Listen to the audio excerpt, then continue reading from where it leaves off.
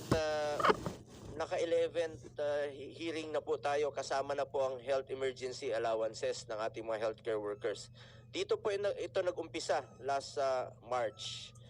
At maraming lumalapit sa akin dito sa committee na hindi pa po nababayaran ang kanilang health emergency allowances. Salamat sa DOH, salamat sa DBM. Finally, unti-unti nang nababayaran at sulit po ang pangungulit natin. Nakapag-release na po last July ng 27 billion at ongoing po ang pagbabayad dito. At sana'y matapos na po ito. Ngayon, marami pang appeals na dumadating. At sana matugunan rin po ito dahil services rendered po ito.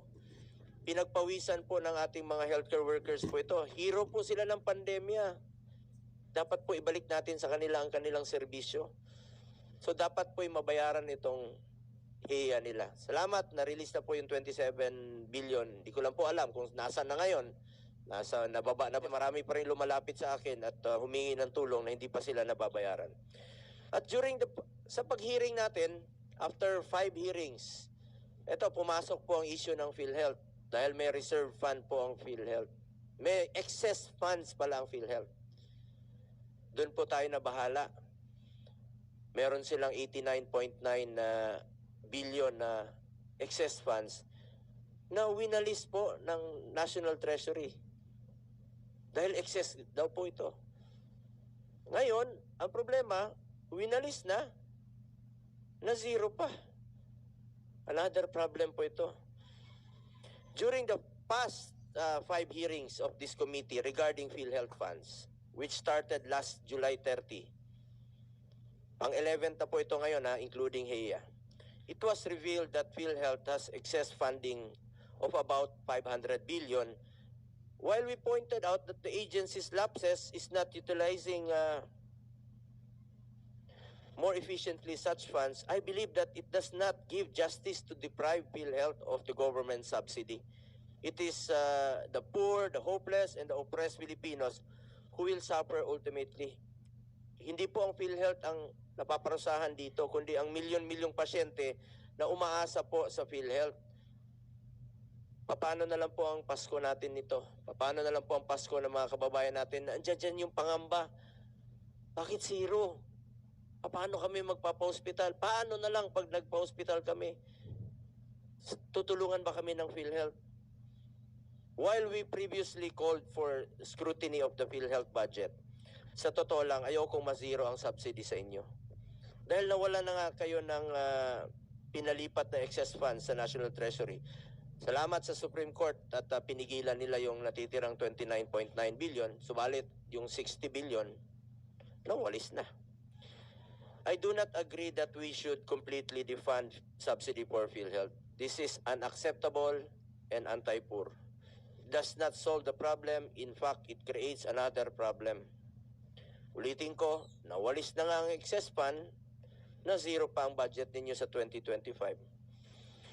I also want to highlight that the UHC law mandates that the amount necessary to implement the provisions of the UHC shall be included in the GAA and shall be appropriated under the DOH and the national government subsidy to PhilHealth. May pinanggagalingan po yan, parte po ng koleksyon mula sa Sintak sa ilalim ng Republic Act 11346 o Republic Act 11467 ay nakalaan po dapat sa implementasyon po ng UHC, kabilang na ang subsidy po para sa PhilHealth. Salamat sa ating principal sponsor ng UHC law, pinaglaban niyo po ito. We want also to seek clarification with the experts on the legality of this move to defund PhilHealth. Ipinasa ng Kongreso ang batas na binubuwisan ng ilang tax products para mapunta sa health at implementasyon ng UHC. Ang tanong dito, saan napunta ang budget na dapat para sa PhilHealth? Kung may tinanggal na budget sa PhilHealth dahil kulang ang benepisyong binibigay nila, dapat po sa health po ito . Kaya nga po, PhilHealth. Hindi po dapat sa iba gagamitin ito. Concern ko lang po dito sa PhilHealth naman, kayo po'y sa health na Hindi naman kayo Hindi naman negosyo yung PhilHealth. Pangkalusugan po yan. Ano ho ba ang prioridad ninyo sa ngayon? Tingnan nyo po, ang daming mga pasyente naghihingalo, hindi nila alam saan sila humingi ng tulong para sa pagpapa-hospital. Yung iba ayaw na pong magpa-hospital. Takot magpa-hospital. Ayaw magpa-hospital. Maraming na-admit dyan. Kung ano yung binayad nila, kinalta sa sweldo, mas ang kukonti pa yung, halimbawa, Provincial Health Officer po ng Camarines Norte. Na-admit siya, 4 million. Ang sinagot ng PhilHealth, 27,000. Na-admit siya muli. 6 million ang sinagot ng PhilHealth, 29,000. 57,000 lang po ang sinagot ng PhilHealth out of 10 million na billing niya. Ang kinalta sa sweldo niya, 200,000. Lugi pa siya. Nakakalungkot, namatay pa siya. Hindi niya napakinabangan yung kinontribute niya. Yan po ang kinababahala ng lahat. Ngayon, na miyembro po ng PhilHealth, lahat tayo miyembro eh. Yung iba, sinasubsidize naman po ng gobyerno. Bakit napakaliit po nito? I-compute nyo po. Kung magkano ang budget nyo, sabi nyo, inaprubahan nyo na po. Tinaasan nyo yung inyong konsulta package ng 1.7 from 500. So ilan ho bang nakinabang? Nakinabang ba ang 115 million Filipinos? Hindi. Ngayon pa kayo nagkakandara pa kasi naging issue na kayo. Tandaan natin, pang 6 hearing na natin ito. Ang sinasabi nyo, nire-review nyo pa ang inyong packages, nire-review nyo ang inyong case rates na 9,000 case rates. Hindi nyo masyadong binigyan ng pansin. Ngayon kayo nagkakandara pa dahil naging controversial na po ang PhilHealth. Kung hindi naging controversial ang PhilHealth, wala. Relax lang kayo. Nagplano pa kayong magparty, nagagastos ng mahigit 100 milyon. Kawawa naman yung Pilipino. Konsensya naman kayo. Saan napunta ang budget? Yun ang tanong natin dito. There is also a provision in the Universal Healthcare Act that premium subsidy for indirect contributors shall be included annually in the General Appropriations Act. Nasa batas po na dapat bayaran ng gobyerno ang premium para sa mga indirect contributors at mga walang kakayahang magbayad ng premium. Para na rin pinabayaan ng gobyerno ang kanilang responsibilidad na bayaran ang premium ng mga indirect contributors kung walang subsidy na ibibigay. Kaya nga po may nagsasabi sa social media na bakit pa sila magbabayad sa PhilHealth kung ang gobyerno mismo ay tinatalikuran nito ang responsibilidad na magbayad ng premium. Kung hindi magbabayad ang gobyerno ng premium para sa indirect contributors, para na rin nating inaasa sa mga direct contributors at sa mga manggagawa ang pagsusustain sa PhilHealth. Kaltas po ito sa sweldo. Pinagpawisan po ito ng ating mga kababayan. Dapat makinabang ang mga direct contributors dito. Dapat yung binayad nila, mas malaki pa yung makukuha nila. Meron dyan buntis, mag-asawa. 40,000 yung na-contribute nila yearly sa PhilHealth. Noong nanganak, 20,000 lang yung na-avail nila. Ang problema, mandated silang mag-contribute. Marami pong galit. Maraming nalulungkot. Maraming nasasaktan PhilHealth. Kaya nga, sabi sa social media, bawal magkasakit sa susunod na taon. We kept on urging PhilHealth to expand its benefit packages, especially for top 10 mortality diseases. Ito yung mga pinangako nyo ha. Meron kayong commitment letter dito. Increase case rates, scrap its restrictive policies like the 24-hour confinement policy. Ito po yung kailangan mo magpa-admit ng 24 hours para i-cover ka po ng PhilHealth. At cover additional services like dental, optometric services, and assistive devices. Importante yung dental. Ilang beses lang po natin itong diniscuss dito yung dental. Salamat at i-cover ninyo next year. At salamat rin po dun sa tinanggal na ninyo yung single period of confinement policy kung saan po'y bawal i-cover sa loob ng 90 days yung same sakit. Ito yung tinatawag na no repeat sakit policy. Pasintabi sa kumakain. Pagka nagka-diarrhea ka, pneumonia ka, o nagka-bleeding ka, bawal i-cover within 90 days kung the same na sakit. Kalokohan naman yun. Sobra-sobra nga yung pondo ninyo. PhilHealth also recently approved the inclusion of dental services. Importante po ito sa bundok. Yung iba, ginagamit na lang yung sinulid para pangtanggal ng ngipin. I-cover nyo po yan. At itong importante rito, yung konsulta package ninyo, dapat po alam ng Pilipino. Napansin ko, 5 million lang po nakakaalam eh. Yung iba, hindi nila alam. Yung nakaka-avail, 5 million lang po. How about the other 100 million Filipinos na dapat mapaintindi? Salamat, tinaasan nyo po. Naging 1.7 na po ang inyong konsulta package. Importante, education campaign po dito. In addition to an emergency care benefit, glasses and optometric services for children, among others, ito po yung inyong pinangako. I also commend the recent approval of a second round increases in selected case rates by 50%. O kaya naman pala eh. Naaprubahan nyo nga sa loob ng 1 linggo. Noon, since July 30, August, September, October, November, almost 5 months na po ang pag-hearing natin. Sabi nyo, pag-aaralan nyo. Pero kung gusto nyo talagang gawin sa loob ng 1 linggo, kaya naman. Papasalamat din tayo sa ating resource persons at health advocates dahil kung hindi dahil sa kanilang pakikipaglaban, hindi matutupad ang dagdag na benepisyo dito. No? Kayo po yung sumusuri dito. Sulit ang ating pangungulit. It now falls on the hands of PhilHealth to fulfill its promises. Sana po, President Ledesma, yung inyong pinangako, tinagurian pa naman kitang boy promise. Sana po yung maging tupad ka na po ngayong 2025 at inyong mga reforms na pinangako ay matutupad. The PhilHealth Board recently approved 284 billion corporate operating budget for 2025, reflecting various improvements in PhilHealth benefits. Oy, kaya naman pala. Ang tanong lang, how can PhilHealth efficiently implement its commitments for better healthcare benefits if no subsidy was allocated? Papakinggan po kita. Nakiusap ka, gusto mong ma-explain. Sige po.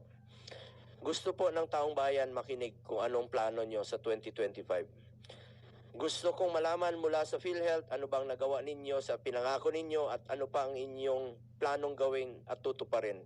Paano maapektuhan ng zero budget ang mga programa na papalawakin ninyo. As President Marcos said, PhilHealth has sufficient budget to do all the things that they want to do. Challenge po ito sa inyo. Saan nyo kukunin ang pondo para mas mapabuti pa ang serbisyo ng PhilHealth?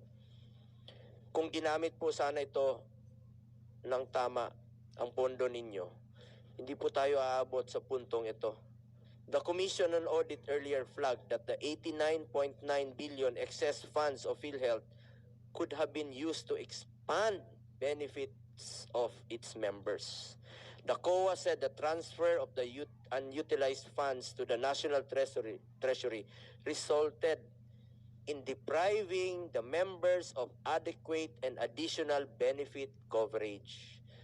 Galit po ang tao ngayon dahil alam natin na maraming pasyente pa po ang naghihingalo, walang pambayad, ayaw magpa-hospital, takot magpa-hospital dahil po sa babayaran sa hospital. We also want to be clarified on the reported excessive budget allocated by PhilHealth for its 30th anniversary. Please explain po sa publiko, 138 million in total. Kasama na po dyan yung gala night amounting to 18 million, commemorative medal costing 4 million, special tokens totaling 30 million, maraming pasyenteng naghihingalo, ilang pasyente po ang masisave dito, ilang buhay po masasalbar dito. kung hindi kayo gagastos ng ganon kalaki. Ulitin ko po, mga mahirap na pasyente ang kawawa dito. Malaking tulong po sa mga indigent patients kung mapapaganda ang benepisyo ng PhilHealth para mabawasan ang kanilang gastos o out-of-pocket expenses. Imbis na ibayad sa ospital, pwede na po ito ipambili ng gamot, pagkain at iba pang pangangailangan. As we demand for PhilHealth to utilize their funds properly to benefit the poor, we should also support the agency in reaching this goal by providing sufficient funds to strengthen our country's health sector. More importantly, funding intended for health must be used and allocated for health. Let us be reminded that under the UHC law, Filipinos should be ensured that health care expenses, fortunately, we are still far from achieving this goal. And it may become even more difficult with a zero subsidy allocation for next year. Isa rin po sa ating priority sa hearing na ito ay ang ating healthcare workers. For this year, sa ating pangungulit, 27 billion was released by the DBM for the payment of HEA. Salamat po sa Executive Department at inyo namang obligasyon yan dahil services rendered na po yan. I would also like to report that we managed to allot funding for the unprogrammed appropriations. Nakiusap po tayo sa hearing sa ating leadership dito sa Senado na sana po ay maglaan rin po ng pagkukunan sana. Kahit na unprogrammed pa ito, nakabase po ito kung may excess collection, pero sana makapaglaan ng unprogrammed allocation. Unahin po itong mga health emergency allowances po. Kahit appeals na po ito, pag services rendered naman po ito, dapat po balikan ito ng DOH at ng DBM. In this hearing, we will continue to hear the concerns of several healthcare workers as this committee is committed to being an avenue for them to air out their concerns. Yan po ang pinangako ko sa kanila. Bukas po ang committee ito para sa inyo. Kahit saan po pumupunta ngayon, nagsisigawan pa rin. Imbis na sasalubong nila na Merry Christmas, ang narinig ko, heya, heya. Dahil yung ibang lugar, hindi pa talaga nababayaran ang health emergency allowances nila. Please, DBM, DOH, dito po ang ating mga healthcare workers para sa kanilang health emergency allowances. As we demand for PhilHealth to utilize their funds, marami pa pong issue dapat dito na ating tatalakayin. We also seek updates on the medical assistance programs of the government in line with the Republic Act 11463 or the Malasakit Centers Act. At tinitingnan natin ito ng mabuti sa ngayon dahil meron po mga ilang nababahala na bakit hindi po sila matutulungan dahil zero budget na po ang PhilHealth. Ipapa-explain po natin ang ating DOH dito na ito naman pong Malasakit Center, it's a one-stop shop. 4 na ahensya po ito, DOH, ECSO, DSWD, at PhilHealth para magtulong-tulong. Pera po ng taong bayan yan na mula sa 4 na ahensya ng gobyerno. Para po ito sa mga poor and indigent patients.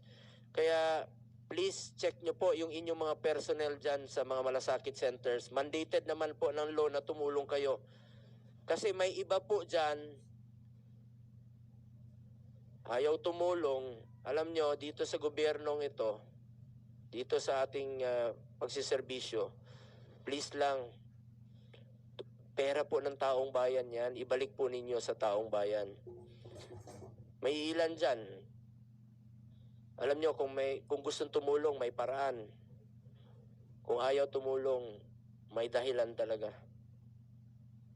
May makonsensya naman kayo. Hindi nyo po pera yan. Pera po ng taong bayan yan.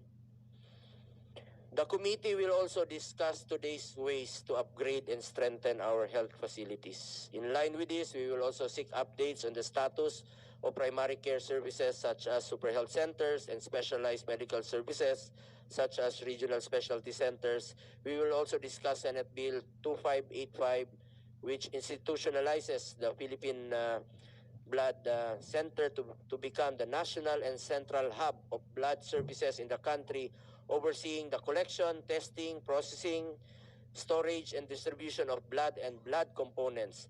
Related to this, we will also discuss Senate Bills number 689 and 2657 to strengthen opportunities and avenues for Filipinos to be more informed about organ donation in hopes of increasing the country's pool of potential organ donors. As part of the oversight functions of this committee, we remain committed to our goal of making health services more accessible and affordable to all Filipinos. Maraming salamat po sa inyong lahat. May we ask our colleague here, Senator JB, do you have any opening statement?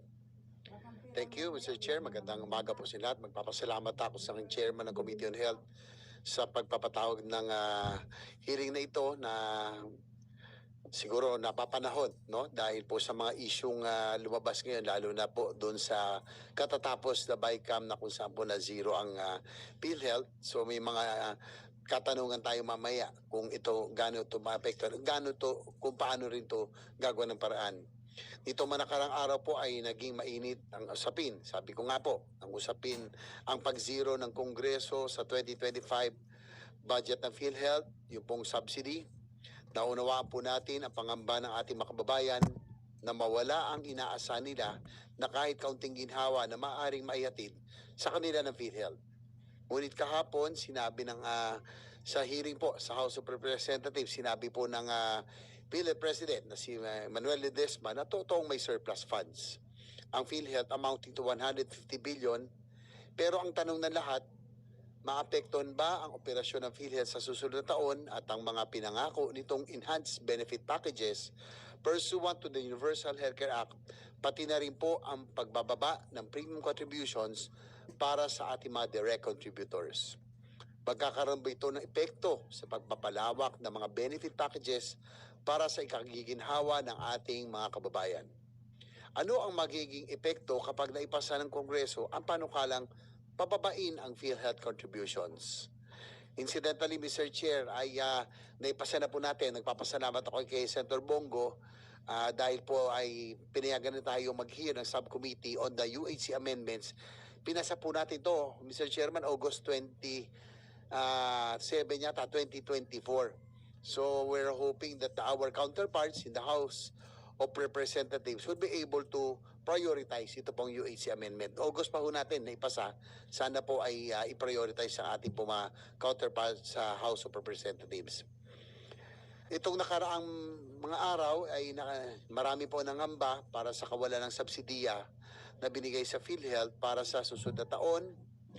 It is noteworthy to consider looking to the current laws that have categorically earmarked funds for PhilHealth for the implementation of UHC, specifically Section 14 of RA number 11346 or the syntax law. According to the law, 50% of the total revenues collected from excise tax on sugar sweetened beverages, to which 80% will go to PhilHealth for the implementation of UHC. 50% of the revenues collected from the excise tax on alcohol products, to which 80% will go to PhilHealth for the implementation of UHC. And also, 50% of the total collection from tobacco products, to which 80% will likewise go to PhilHealth for the implementation of the Universal Healthcare Act. Revenues from excise tax on heated tobacco products and vapor products, to which 80% will go to PhilHealth, again for the implementation of UHC. So siguro, Mr. Chair, ito magiging katanungan dahil po ito earmark. Paano po ang treatment na ito? Na siguro next time we will ask DBM on how this will be treated.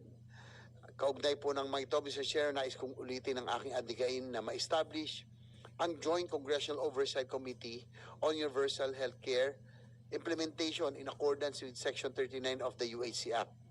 So oversight nito, makapagsasagawa na tayo ng assessment kung ano na ang inabot ng Universal Healthcare Act.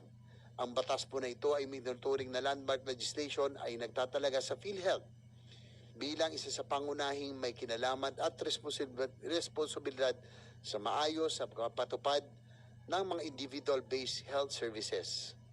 Sana po ay may sagawa natin ito sa pagbabalik ng sesyon sa susunod na taon upang mabigyang kapanatagan ang ating mga kababayan. Incidentally, Mr. Chair, 2025 marks the 6th year already. Going 6th year tayo. 2019 po ito.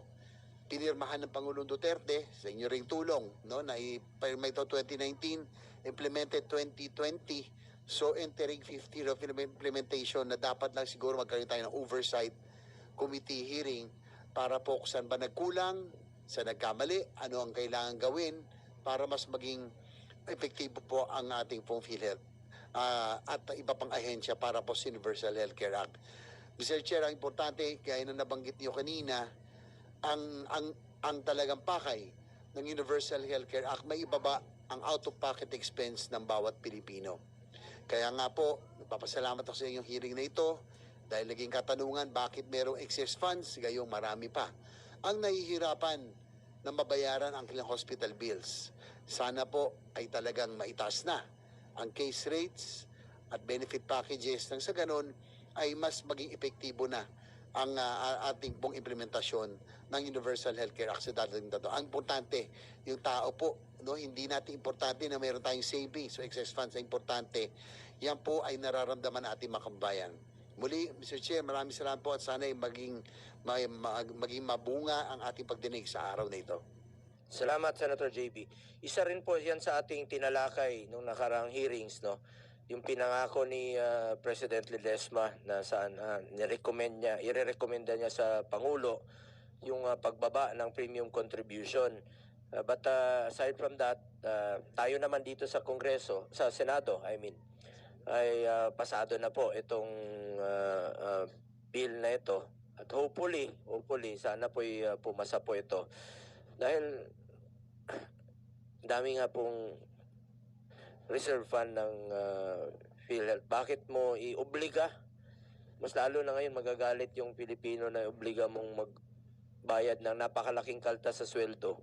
Nakikita nila na sobra-sobra po ang inyong pondo. Pakinggan po natin ang ating PhilHealth sa kanilang opening statement. Dahil napakalaga po nito kung ano nang nagawa ninyo sa nakaraang mga araw. Sabi ko kanina, kaya naman pala ninyong gawin na aprobahan kagad kung gusto nyo. Dapat noon pa ito Dapat noon pa. Pinatulog nyo.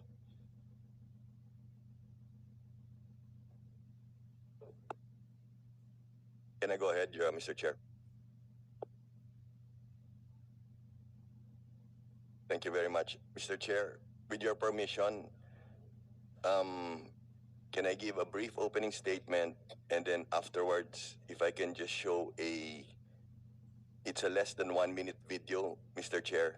The video basically will highlight our financial position and it will also briefly explain that we can sustain our increases in the benefit packages despite the zero subsidy, Mr. Chair.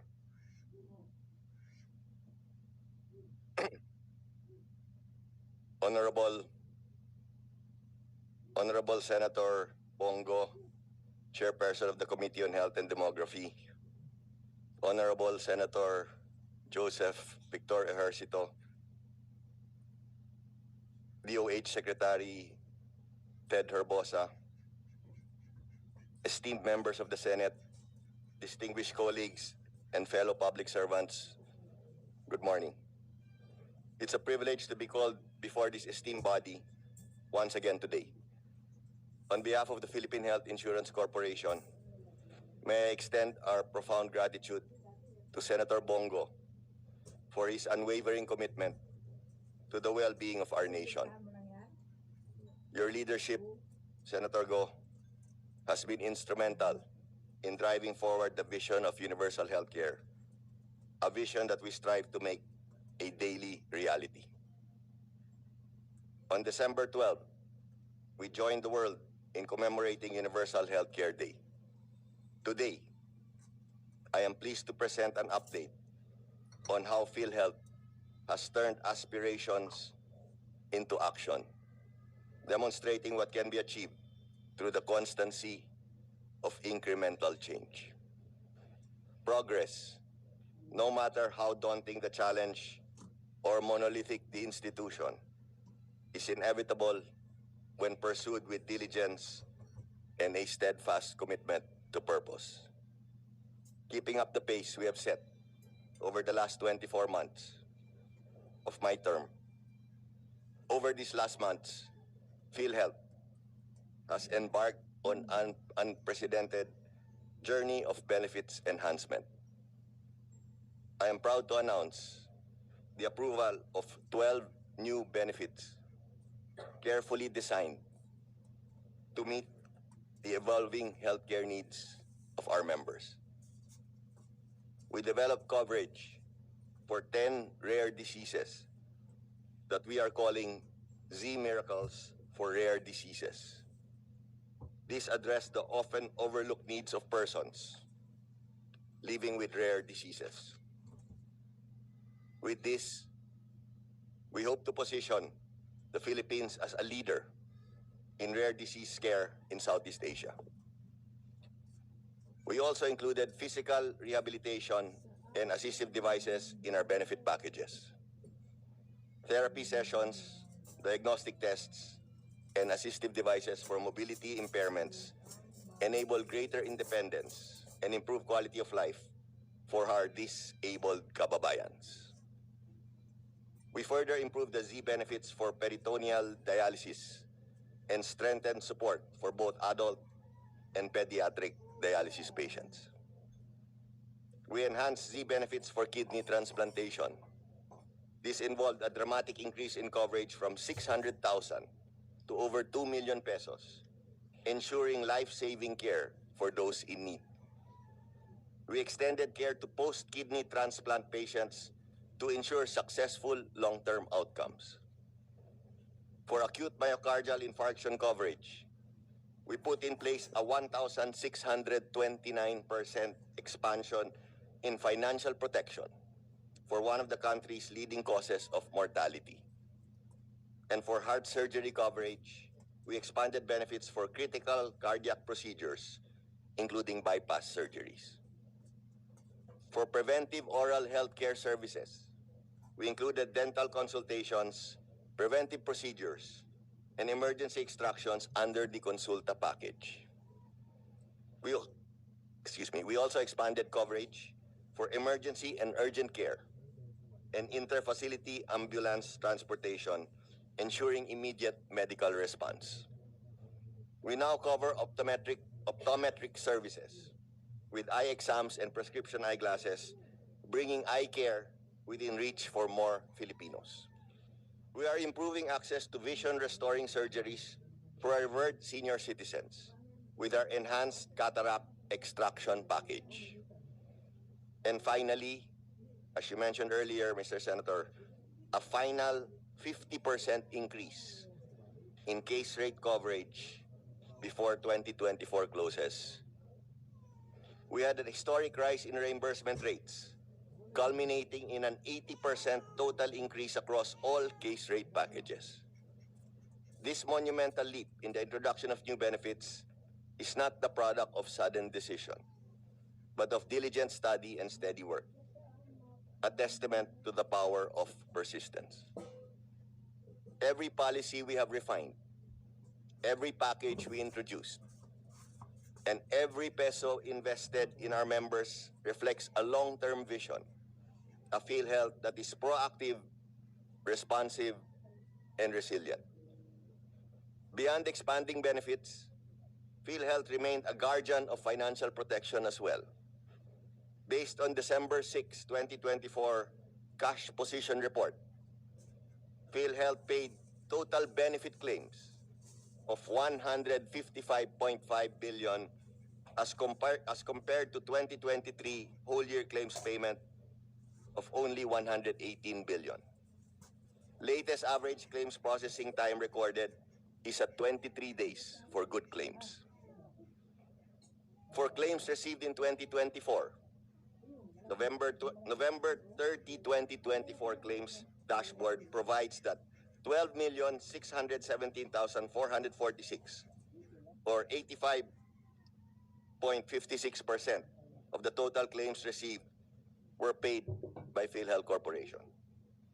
Only 8.88% of the claims, mostly within 60 days, are in process, while 2.04% and 3.51% were RTH or returned to hospitals and denied claims respectively.